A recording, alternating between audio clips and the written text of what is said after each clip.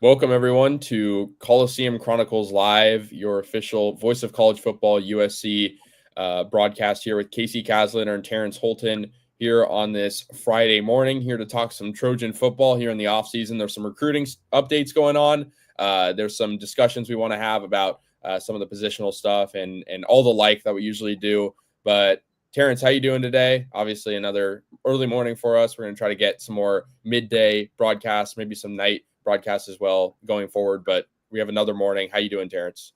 I'm doing fantastic, Casey. And I was actually just about to bring up how I saw some comments talking about how, we wish that the show was in the afternoon. I know we're sorry. Both Casey and I work in the afternoon, nighttime. I work 3:30 to 11:30. Casey does play-by-play broadcast until the night. So we can't in the summer is a problem. Once we get into football season, I end early August, my summer internship. I think you're around the same.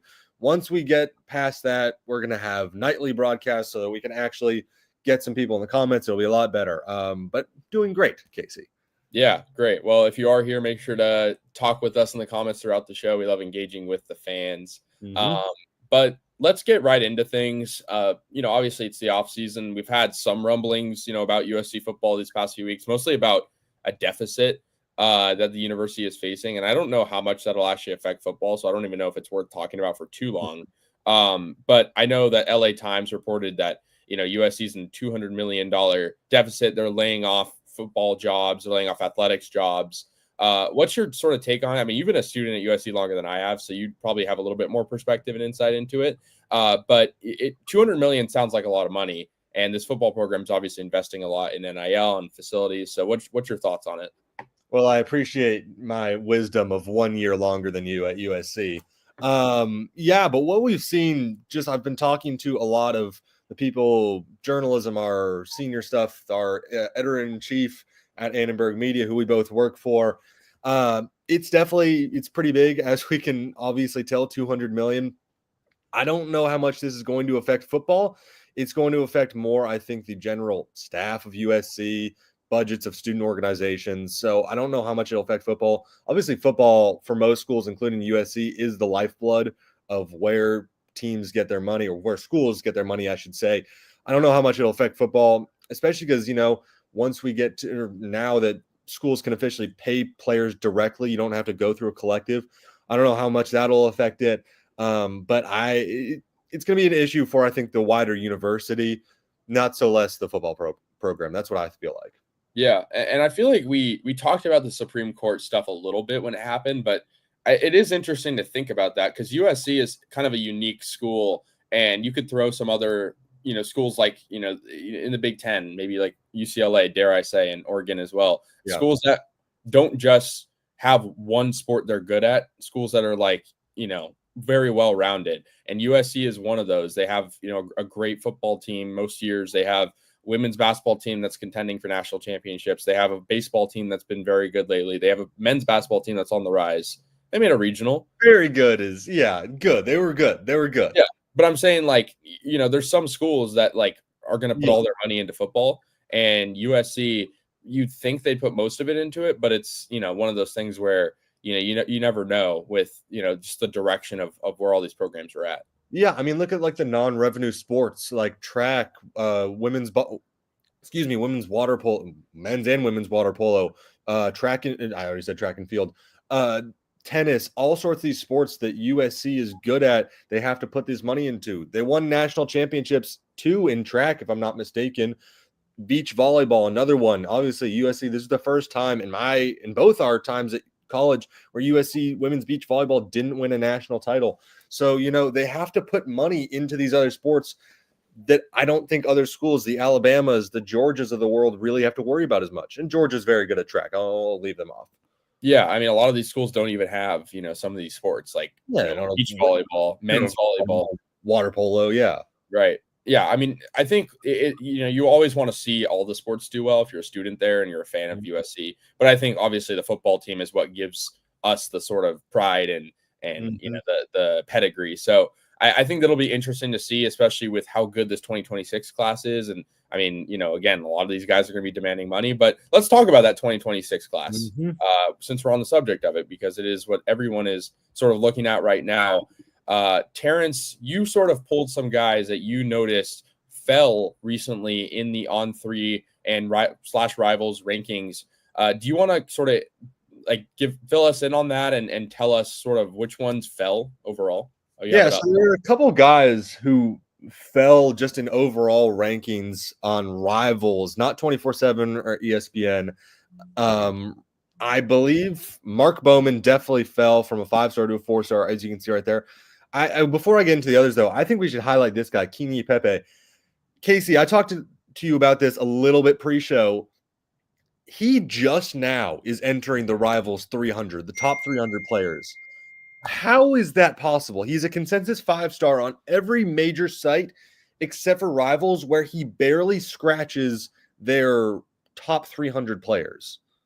It's ridiculous. It almost looks like it's a mistake. Like you look at all those other numbers, top 25 across the board, pretty much. I guess there's, a few that are higher, but it's ridiculous when you look at that and you think, wow, is this a mistake, or are we not seeing something or hearing something about him that, needs to be said? I'm just so confused. This is a guy that's USC's blue chip recruit. He's, obviously going to make a huge impact on, the O-line. They need, help there. I have no explanation for it, really. I don't understand why, you look at all those numbers and one sticks out like a sore thumb, and it's that 300. And I mean, look at all the players. It doesn't make sense either. Look at all the players around him. Elbert Hill, they're all, higher ranked than 300, and they're behind him. So it doesn't really make sense across the board. Yeah, it just it doesn't make any sense. As you keep saying, it feels like they spun a wheel of numbers in the top, 1,000 and just blindly threw it, right? It just feels a little ridiculous because this guy would be a consensus top 20 recruit if he wasn't 300th in the Rivals rankings. That's crazy to me. And the fact that he is just now getting into the top 300 when every other site has had him at a 4 or 5-star. Now, of course, I do think you always have to take these recruiting sites with a grain of salt. They don't really mean anything. Usually the 5-stars will help you, will be the guys. Obviously, they're the best of the best, but it's the 3 and the 4 stars that's where you really find your gems, your star players, right? But I just think that there's such a crazy discrepancy between his 24/7, his ESPN, and his Rivals on 3 merge. Are the different? I don't know. It's crazy to me. Yeah, and what could have changed? I mean, I know stuff changes. There's guys who, have stuff in the summer. There's guys who play 7-on-7. Like there's ways to tell if a guy has gotten worse or better.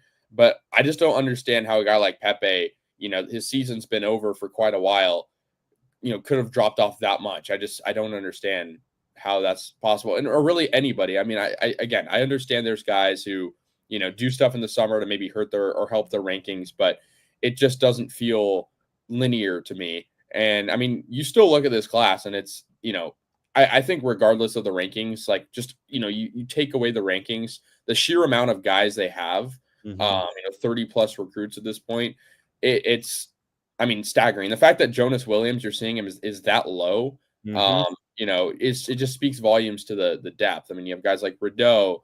It's ridiculously good. And I think we've talked about it at every position as well. It's not like one of those classes, maybe like a 2023 class for USC, where they just brought in really good, offensive players. This feels like a very well-rounded class that is going to do a lot of things on both sides of the ball right away. It's incredibly well-rounded. I am at the point where if USC does not land a single other recruit, but keeps this class as it is, I'm perfectly happy. I'm more than happy just because of the depth that we're seeing. I'm just, I'm still scrolling on this. You're seeing every single position that USC needs. Basically, you're seeing the skill position players. You're seeing the guys in the trenches. You could field a pretty great team from guys like this. So I'm overall very happy of what they have right now. Just scrolling through everything, looking at all of the rankings. Now, Casey, I think if I'm not mistaken, these are the guys who I've compiled who fell down in the rankings and on 3. So I think it's Simote God, I'm terrible with names. Simote Katoanga. I'm so sorry. I butchered that. I'm so sorry. Joshua Holland, Madden Riordan, Jamiron Baker, Jonas Williams, and Mark Bowman. If I'm not mistaken, all of those guys fell in the rankings. Right. And then so obviously the main ones that you look at are Jonas Williams, Mark Bowman. There's a couple other guys on there. I mean, Baker was a 3-star. But those two, I mean, because one's a quarterback, so obviously he's gonna be right there. And then Bowman was the top 3 tight end in the country, or out of that class, top 2, in that threshold, I guess. Yeah.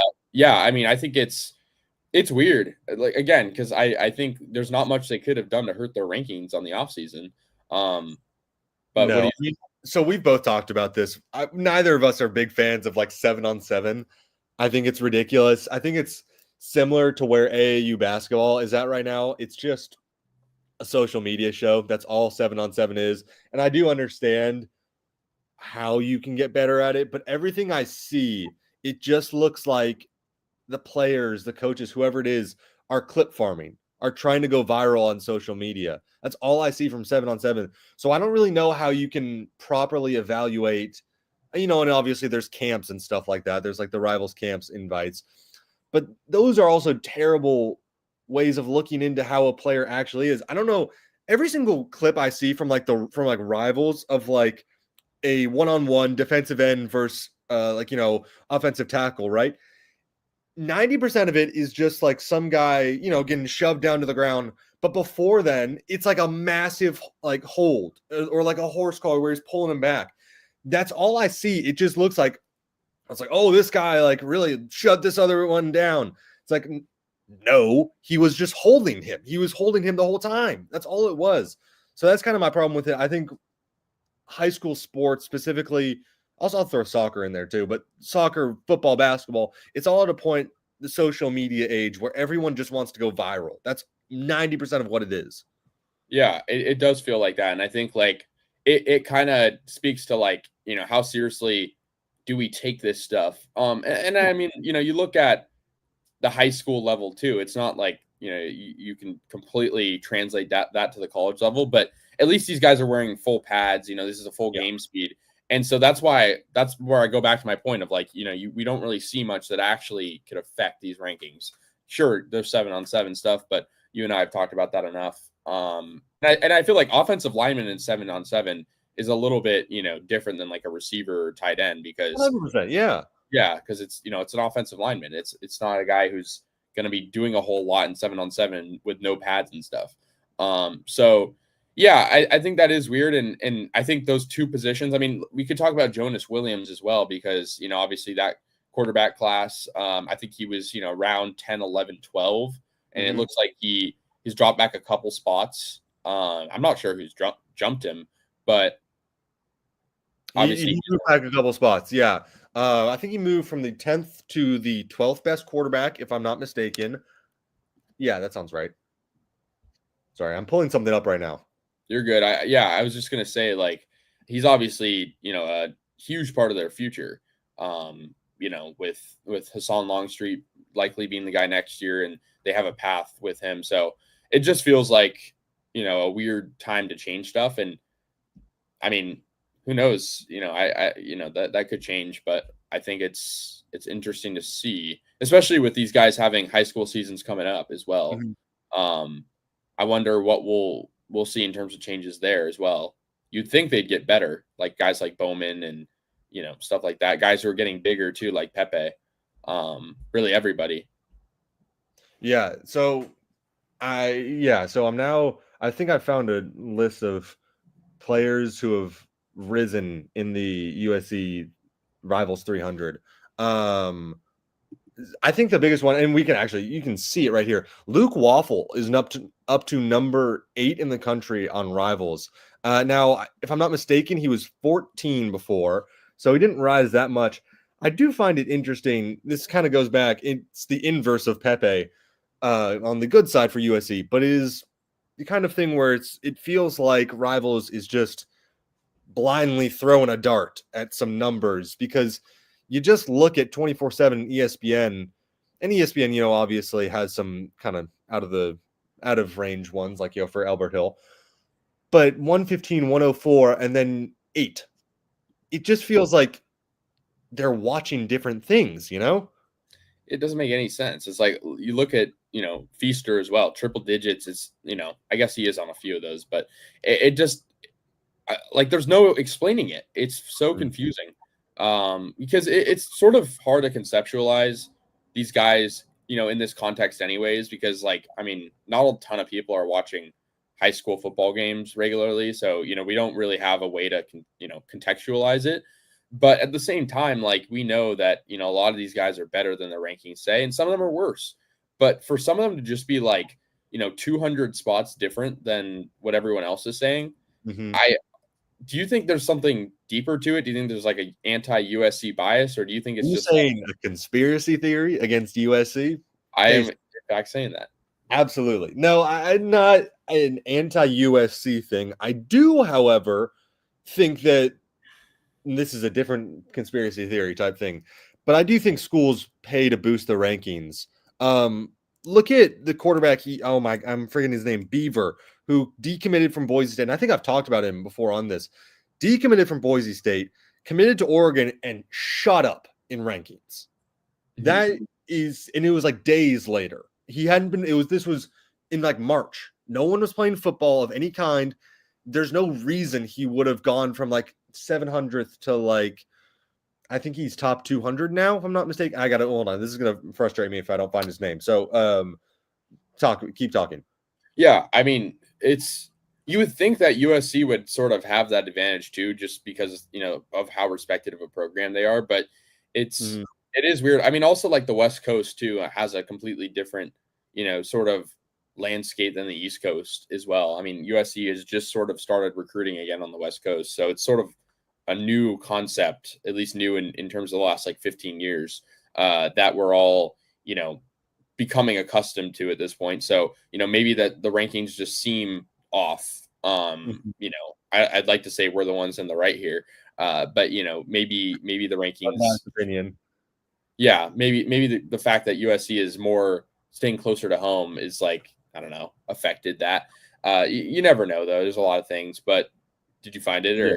Yes, I did. Yeah, sorry. So Bryson Beaver, he's up to a 4-star, 293rd nationally on the 24/7 composite. He was, let's see, that's not saying what he was. He is the 24th quarterback in the country, though. He was a mid 3-star before committing to Oregon. Now, I was reading this on Rivals. He is up to their number 5 quarterback in the country. That's come on, dude. He hasn't played any real football since then, since he's committed to Oregon. And the only reason, let's remind this, the only reason he committed to Oregon, he was Oregon's 4th choice quarterback. Yeah. Jonas Williams, Jared Curtis, Ryder Lyons. They missed out on all of them. That's just a fact. And he's their 4th choice quarterback. That's why it's not crazy to say that teams like Oregon, I'll throw Georgia in there, are paying these sites so that they can get better recruits. Yeah, and they didn't just miss QBs in the 2026 class. They missed QBs in this class as well. They missed out on Jaron Kiawe Sangapula-Tele as well, the Cal 5-star now. And so, like, they have been missing a ton of QBs. I mean, we haven't really talked about that. Not just QBs, but they've been having a lot of guys decommit. I mean, we talked about the whole Dan Lanning pool incident, but but yeah, I mean, it's crazy they're still having a good class, obviously. But here, I'm just gonna take a look at it. They have some good guys. Where's Bryson Beaver on here? Now I need to see. Yep, 195th. He's 44th in the Rivals rankings, 5th in the state, or 5th in the 5th best quarterback, 7th in the state of California. Dude, come on. There's just no way that someone rises up like that. Yes, so this is exactly what we're saying, Chris. Yeah. I think the lesson to learn here is don't trust Rivals. Is that what we're taking away from it? I don't think we should like annex an entire recruiting website. But it's a little, what's the word I'm looking for? Sneaky? Not really sneaky. It's questionable. That's what I'll say it is. Okay. Well, yeah. I mean, you said they were. I liked your metaphor, throwing a dart against the wall and seeing where it lands. Yeah. is kind of crazy to me. But yeah, I mean, as long as USC's number one, if they can keep that in check, I think it's going to be a good year. And this year's huge. I think we've talked about it enough, like how big this year is, and like keeping these guys, and like Lincoln Riley establishing sort of an identity that this is SC. This is you play for your hometown team type of place. Yeah, sorry. I saw somewhere that Georgia has the number one recruiting class, and I thought it was on. See, there's a fan-sided Georgia website says that they're number one in the recruiting class, but according to Rivals, Georgia's number one. But aren't we on 3 Rivals? Isn't it the same thing? Whatever. That proves my point even more, I think. Yeah, exactly. But yeah, it's frustrating to see teams like Georgia, Oregon rise up in the rankings, even though we're not playing real football. Yeah, no, again, it's just so ambiguous. I think that's our main takeaway. So yeah, I mean, I think that's sort of where we're at with recruiting. There are some other topics I know we wanted to get to. Yeah, I mean, I recently saw that a Sports Illustrated article talking about Jayden Maiava, who I think is a really important figure, not just for USC but for college football, because I think his sort of archetype is something that in the age of the transfer portal we're seeing a lot more. Obviously, he didn't pioneer it, but I think he's the type of quarterback that sort of went from, I don't want to say rags to riches, but I mean, when you go from being the UNLV starting quarterback to the USC starting quarterback, not just the USC starting quarterback, but the USC quarterback in the Big Ten, it's a pretty big transition, and we saw him apply to that pretty well last year. They won some games under him. Obviously, the season already felt lost at that point. But basically, long wind up, sorry, the Sports Illustrated article is talking about, is he the most underrated QB in the Big Ten? Yeah, you want me to share my screen real quick? Yeah, that'd be great. And maybe we could, I think there's arguments for and against. What do you think off the rip? Underrated quarterback. See, I do understand where this is coming from. However, I do think he's still considered probably top 5, 10. Now, we should say this is obviously the USC Trojan Sports Illustrated that you found this on. I didn't realize that before I opened it. But yeah, but it's still like journalism. It should be unbiased. Yeah, true. But I do think it's interesting, to say the least. I think that he probably could be a contender for the most underrated quarterback. I don't know if he is, though. I still think, maybe I'm biased, but I think he's maybe a top 5 quarterback in the Big Ten easily, right? Well, then you might be proving their point, because I think a lot of people aren't saying that. Maybe. I don't know. I mean, I think the problem with the Big Ten is just, we've talked about this before. There's so many unknowns right now. A lot of quarterbacks that either haven't ever played a game or have played just a few. And Jayden Maiava is kind of one of those. I mean, he's played obviously a year at UNLV, but that was 2 years ago. That was a Mountain West year that wasn't that good. I mean, last year was a lot better. And this year, again, we talked about it, he only had a few games. He did have that bowl win, though, over A&M. But I think, you should take it with a grain of salt, because Miller Moss was able to beat an LSU team. So, like, a couple of those good wins aren't going to necessarily win me over right away. But I think beating Nebraska, there's a few games in there that really showed that he can be that guy. And I think he is a good Lincoln Riley type quarterback as well, with his just skill set and build and everything. But most underrated, I think I'm like you. I think it's tough to like say yes or no confidently, just because there's so many guys we don't know about. There's also like some teams that have decent quarterbacks but not great teams around them, and so that doesn't necessarily help either. Is Fernando Mendoza underrated? I mean, no, that's Bay Area bias right there. No, Fernando Mendoza is a solid quarterback. And I don't know. I don't like Indiana. I'm starting to not like Indiana, because I assume you saw they canceled their home and home with Virginia to play Austin, PA in 2027, 2026, I think. It's just they do not want to play tough teams. That's all it is. So I don't like Indiana. I don't really like Kurt Cignetti that much. Really quickly, Chris, thank you for the clarification on that. I did see when James Johnson flipped Texas, didn't realize how much it affected Georgia's class. Thank you for that.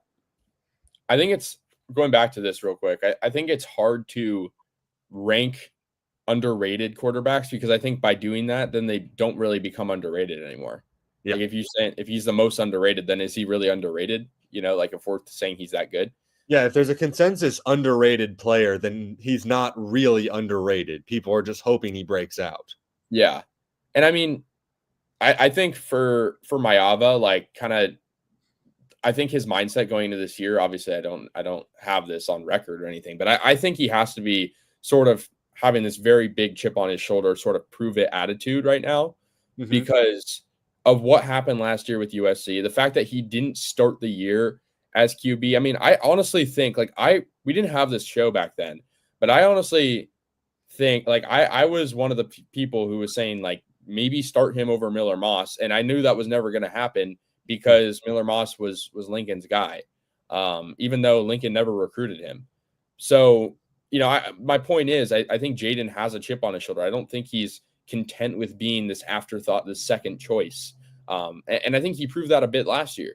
But I think this year's huge just because it's a fresh slate for him. He's going to be able to play, in theory, all 12 games, 13 games, whatever it may be.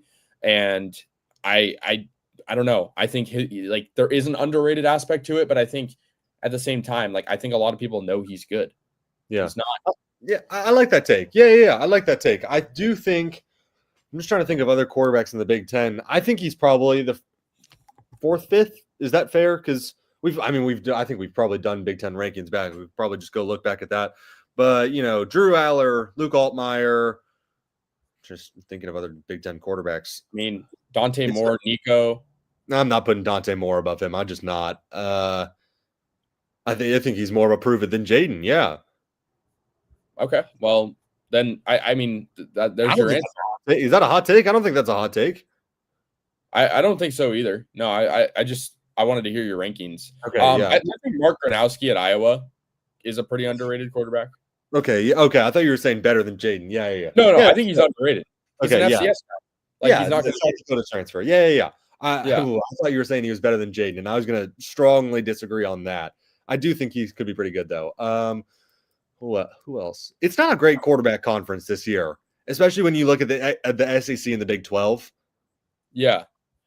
I don't have the ability to share my screen, but actually on 3 days ago posted their quarterback rankings. Their top 10. You want to send that to me? Yeah, I think we reacted to a different list, but I think this one's is way more recent. And you'd be surprised. I just skimmed through it, so I'm not going to spoil it. Okay. But I just sent it, and it came out 3 days ago, so it's going to be pretty accurate. I just sent you it. Yeah. Got it. You're gonna be maybe a little shocked. I brought up some names in there that you probably wouldn't have, we'll say.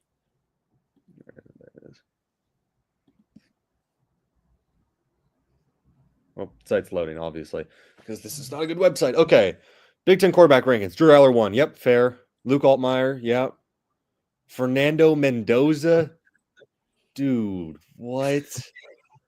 There's just okay, wait, I already saw the next name. Nico, fair-ish. Wow. He's more proven than Jayden because, he played in the SEC, but he wasn't all that good in the SEC. Most of his SEC touchdowns came against Vanderbilt, and Vanderbilt was a fine team, nothing more. Everyone tries to hype up Vanderbilt. Fine team. They were just okay. Who's 5? Or 4, Nico. 5. Dante Moore, another guy who he needs to prove it more. He got benched at UCLA. He had an 11-8 touchdown to interception ratio. I think he threw for over 300 once, maybe. Yeah. He was not good. Yeah. 6. Dylan Raiola. I guess he's played more games in the Big Ten, and they've got some better weapons around him than last year. I'm not saying better than USC. Where is he? Come on. Saying no. Okay, hold on. This is 2 guys who have never thrown a football. This is 2 guys who've never thrown a football before. Ooh, I actually do really like Damon Williams. I put him above like some of these other ones. I'd put him over. Yeah. I put him over Sayin. I put him over Underwood. I'd put him. He's obviously not very proven, but I'd put him over Mendoza on potential. I put him over Raiola. Maybe put him over Raiola. I'd put him over probably put him over Dante Moore. I'd put him 5, 6. He's going to be good. Okay, he's got to be 10 though, right? Dude, whoa.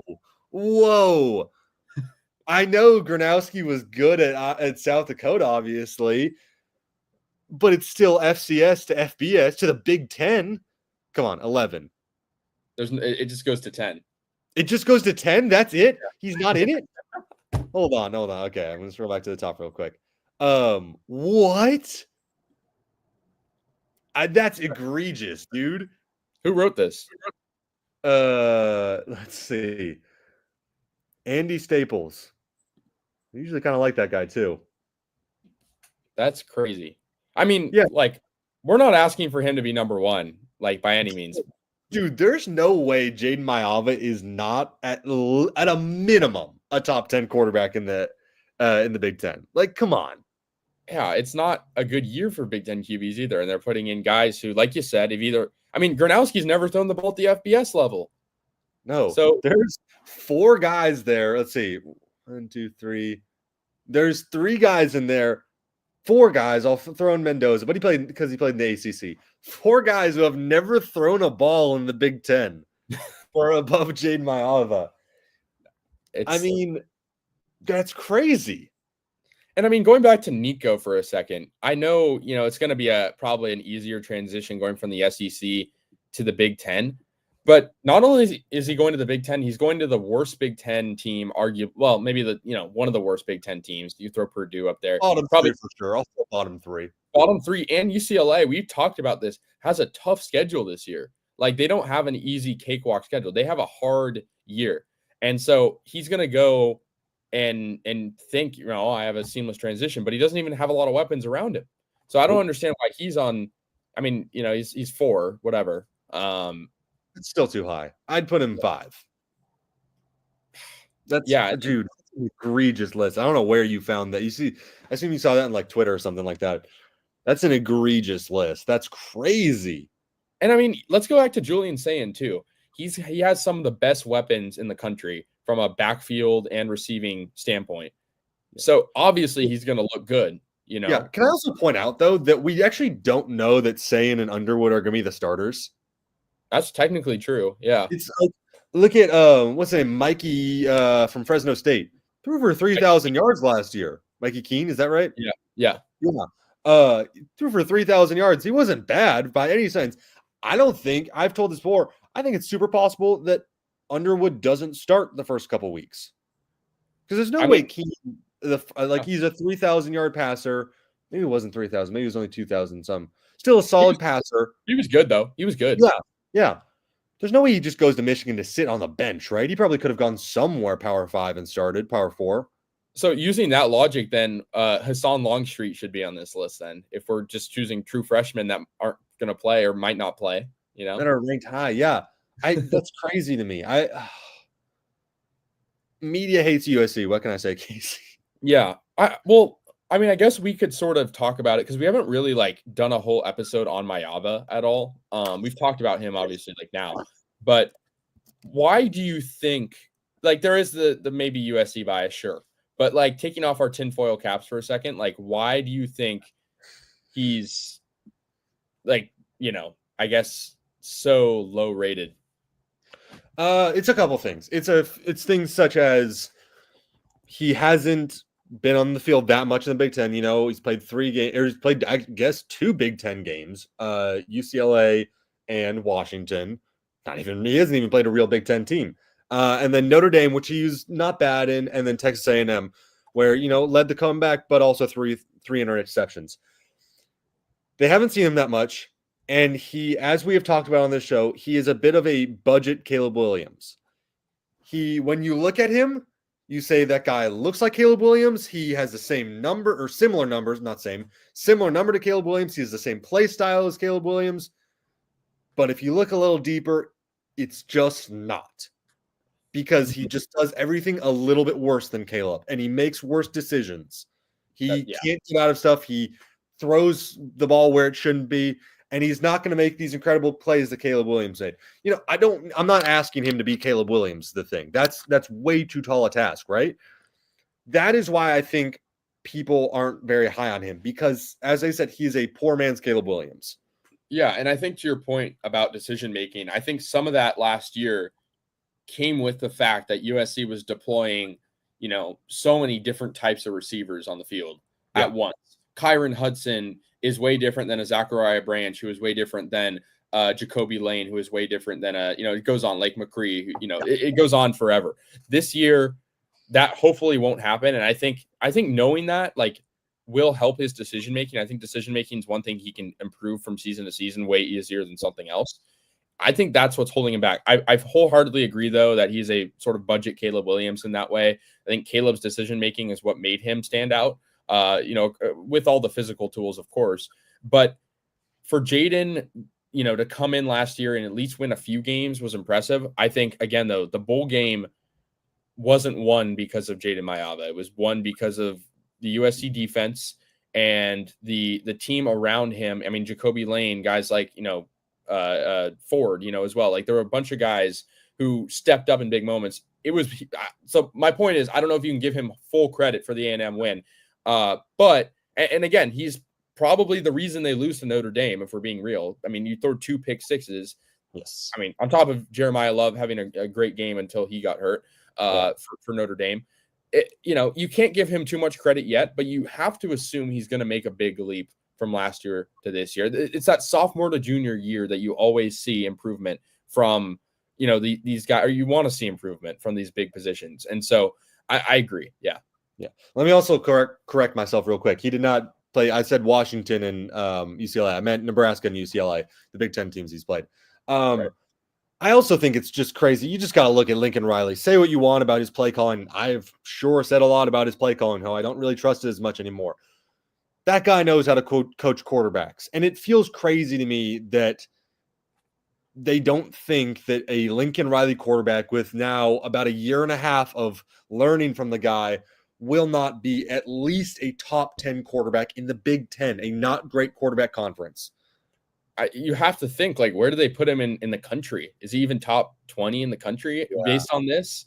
I mean, you throw the SEC, which also doesn't have a ton of great quarterbacks across the board this year. I mean, there's obviously there's a lot at the top, obviously, though. Yeah, top heavy group, of course. And then there's, Kate Klubnik in the ACC. There's guys across the board, but I mean, Big 12 is pretty loaded.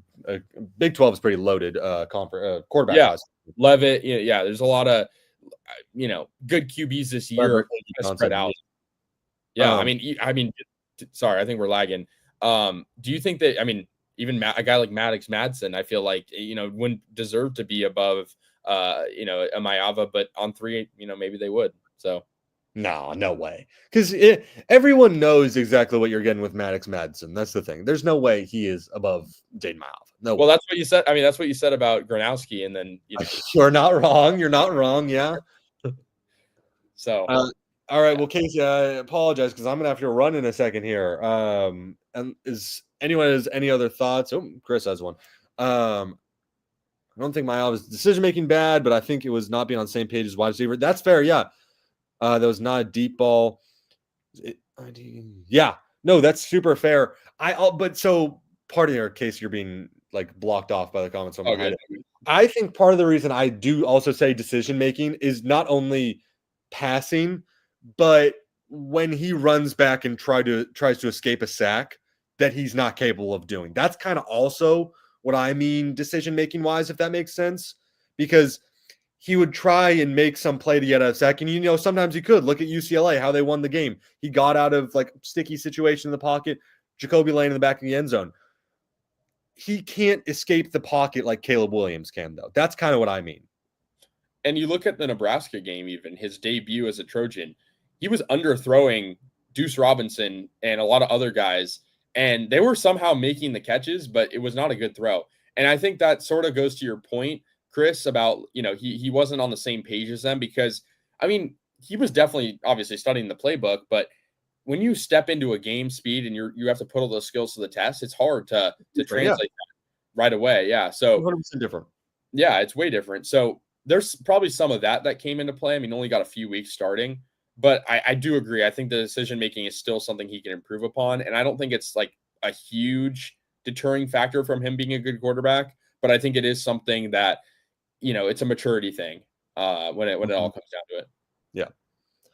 All right. Well, I unfortunately am going to have to run in a second here. Or highlight Archers real quick too, because as we keep saying, with a full off season, he is going to be good. Yeah. No, for sure. Yeah. Yeah, it's true. Our defense could not stop USC's, I should say, could not stop anything. So that is part of it. At the same time, he had the chance to tie the game up in the fourth quarter, 2 pick sixes. So that was unfortunate. That's kind of the USC way, though. It's like, your defense can't do anything. Your offense has to save the day. And it just didn't happen. At least in the Caleb era, that's how it was. That is very much so. Yeah. I don't know. I mean, it's all in the past now. And I think the important thing now is Maiava improves. But Terrence, you and I both do have to run pretty soon. But again, we're going to try to get a more optimal time where we can have more like hour and a half long shows and not just like 40, 45 minutes. But we really appreciate you guys up early in the morning here on the West Coast to, chime in and really add color to the show. So we really appreciate it. And Terrence, do you have any sort of closing thoughts or anything you think look forward to? I do not know. We're going to start getting into depth chart, more season preview. We did that our very first episode back in April, was it? Maybe March, I forget. But we're close to the season. We know more, so I think we can do a better season preview. So yeah, till then though. Yeah, expect us to talk about Big Ten Media Day next episode. And then one final thing, Lee Corso doing the Trojan thing at the SB is pretty cool stuff. One final headgear. So I almost said this. I was there. He walked right past me. I was like for the job I'm working for, I was on the red carpet reporting that. I loved it. It was awesome. Lee Corso walked right past me. I almost went up to like shake his hand, but he was in a hurry, so did not. But that is going to do it for us here. Jackson Johnson just on tuned in. Shout out Alabama college football, voice of college football, excuse me. But we'll see you guys later.